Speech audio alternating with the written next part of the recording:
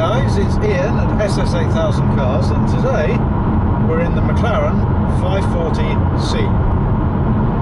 Now the 540C is the junior in the McLaren range, sitting beneath the 570S and the 570 GT.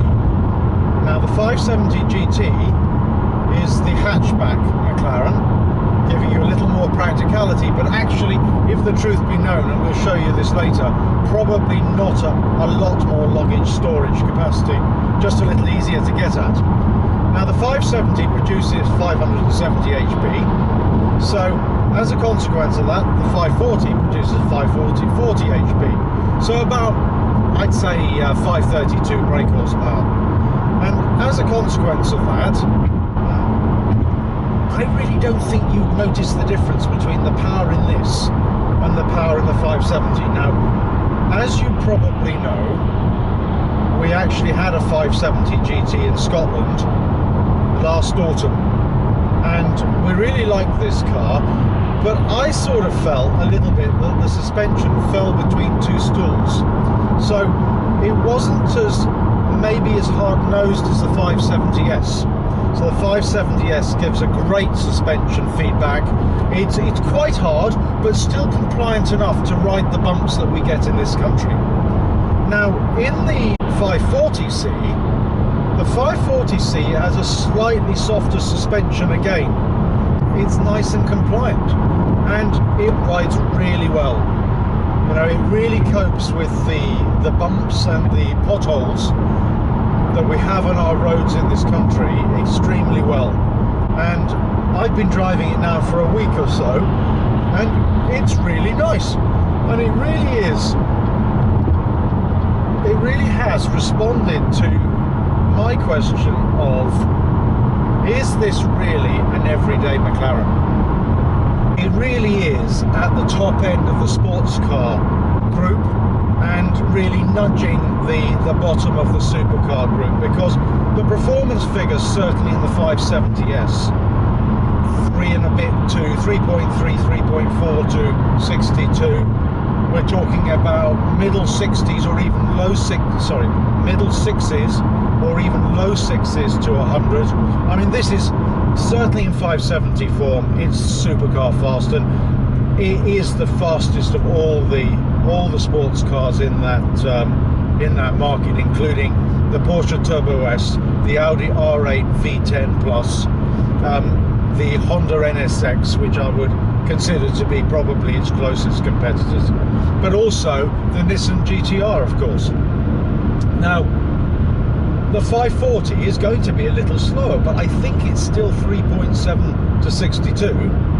Not exactly that far behind the 570, and 6.8 to 100. So it's supercar fast in everything but perhaps name of the particular segment that these cars compete in. This is supercar fast. Now, the nice thing, and perhaps the most surprising thing for me, is just how easy this car is to drive. The seats are really comfortable. I've actually, on this journey, I've already done almost 100 miles, and I've enjoyed it. It really is a very nice companion. I think cars with a fairly, no, this hasn't got a soft suspension, I don't want to give you the wrong impression, but with a softer suspension and a compliant suspension, actually are easier to drive in pretty treacherous conditions. Now obviously, given the power available, you can't floor the car, because if you floor the car in the ice, you will definitely come a cropper. Even the electronics won't save you. But what I would say is that as long as you're judicious with the use of your right foot, this is perfectly capable of driving around in these conditions. And I'm not using winter rubber. I've got Pirelli P0s, which, although they're not winter tyres admittedly, what they do allow you to do is they do allow you to use them all year round, and they give you a certain amount of grip in the winter months. Obviously, if you're doing a lot of driving at temperatures less than 7 degrees Celsius, they do advise putting on the winter tyres. And if I had this long enough, I'd give it some consideration. Now this car is about 126,000, round that figure in terms of its base list price. Then, as with all McLarens and Ferraris to an extent as well, you have a long list of carbon fibre options. And the carbon fibre options, if you want the splitter, the side skirts and the rear diffuser, I think that's almost £10,000. So you're going to lift that 126,000 base very quickly indeed, no question of that. But, you know, at the end of the day, this is a car producing supercar figures in terms of performance figures, and it's not too far up the list. You know, an R8 V10 Plus would probably be more. I think it's 130 list. The Porsche Turbo S is 140 plus. The Nissan is obviously the bargain in the range here, in that the Nissan's I think about 80, 85, and the Honda again, the Honda NSX, the new one, is 120, 130,000 pounds. So this is quite aggressively priced, and what you get is a really good handling mid-engine supercar. Absolutely worth a consideration, I'd say. So coming back to the comfort, leather lined, I imagine that's extra. I think things like the sat nav and the paddle shifts and the twin clutch automated gearbox are all standard. I don't think McLaren do any manuals on any of their cars. But things like the nose lift,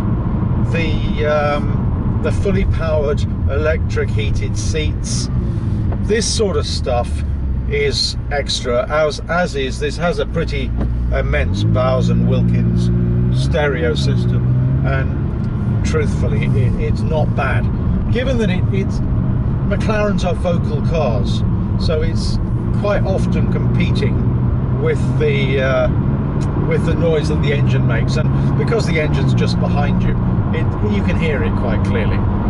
You probably get it in this. But I think, you know, as a car to use every day, if you're prepared to make the sacrifices of having to get in and out of it by falling into it and climbing out of it, this has McLaren's MonoCell carbon tub 2, and as a consequence it's a bit lower at the front. And I think in my short delivery video I actually showed you the fact that it tapers down towards the footwell, whereas in the McLaren 650 range it's a much higher lip, and it makes it a bit more difficult to get in. But don't kid yourself, you do fall into this car. You're really low down. As a consequence of being low down, you're not uncomfortable. You're very comfortable once you're in it, but there's a certain effort required. I always find myself that falling into it's relatively easy. Having to climb out, you have to hang on to everything. And then, of course, as you know, McLaren have held on to the dihedral doors right across their range. And I think, you know, in terms of impact and actually making you feel like you're driving something a little bit different, the dihedral doors are maybe not quite as ideal as standard opening doors in terms of getting in and out of, but oh my god, they look good, and they add dramatic effect to the overall presence of the car.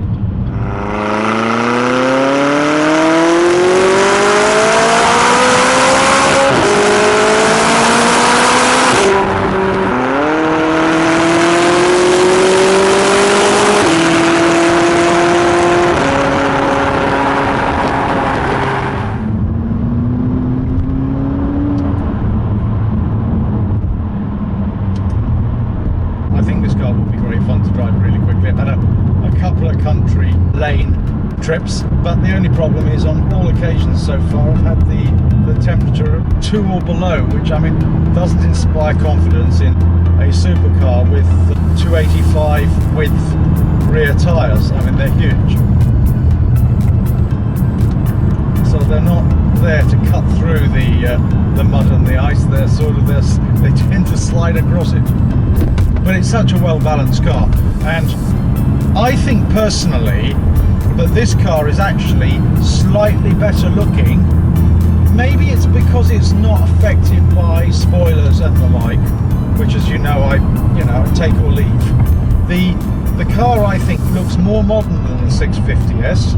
What I have seen, and I'll point this out when I'm doing an outside tour of the car, is this one just has one colour, other than the rear diffuser and the splitters at the front of the car and the little side skirts coming along. This car literally is just one colour. A lot of these cars tend to be two-tone, so the bumper can be carbon fibre or a dark colour, dark grey, dark black, which in contrast with the paintwork, or the covers over the engine bay can be different colours as well. But I think just having one colour in this car really sets it off to the best effect.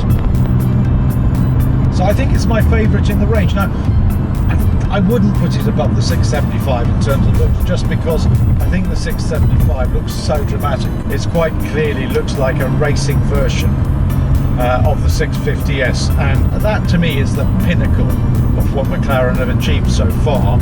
But it's not an everyday car, not in the way that this is. One of the biggest bugbears of modern day supercars, the really, really quick ones, so the Aventador SV, the McLaren 675 LT, the Ferrari, what was the 458 Speciale, there's a lot of road noise that gets into the cabin, and that slightly ruins it. That and the fact that a lot of them have got hard rides. So my view is that this has all the dramatic effect of the 650 and the 675. I mean, it might not be as aggressive, but it has a really dramatic effect on people. And with the dihedral doors, which open, swing skywards, it's just a fantastic looker. And yet it's an everyday car. You coming down the motorway at 80, I can listen to the radio properly, actually hear what they're saying, which, I mean, you wouldn't do that in the 675, not easily, not without having the volume at such a level that you can hardly hear yourself think. So I commend this car for everyday usage. Now, I mean, I'm going to be doing certainly another 400 or 500 miles in it, so once I come to the end of its term, I'll do a summation. Of course, my view might change, but I have had it in almost all conditions now, so I think it's highly unlikely I'm going to change my mind. Alright guys, well, I hope you enjoyed that. It's Ian from SS8000 Cars, signing off for the moment. Do make sure you subscribe.